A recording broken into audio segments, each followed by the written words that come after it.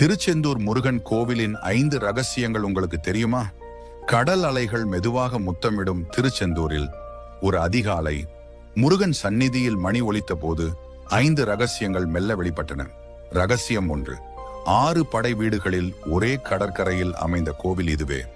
அசுரனை வென்ற பின் முருகன் யுத்த நிலத்திலேயே தங்கி அருள் பாலித்த இடம். ரகசியம் 2. கடலோரத்தில் இருந்தும் உப்பு நீர் கோவிலுக்குள் நுழையாது. இது இயற்கையா இல்லை தேவ அருளா?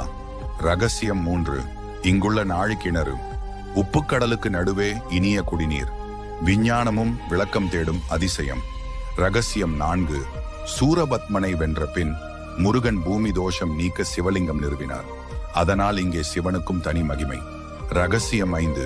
திருச்செந்தூர் கோவிலில் முருகன் மேற்கு நோக்கி அருள் பாலிக்கிறார். கிழக்கு நோக்கி கடல் இருந்தாலும் அசுர சக்திகளை அடக்கி உலகத்தை காக்கும் திசை என மேற்கு நோக்கி நின்றுள்ளார் என்பது ஐதீகம். கடலை கடந்த பக்தி, அதுவே திருச்செந்தூர் முருகன் ரகசியம். வேல்வேல் முருகன்.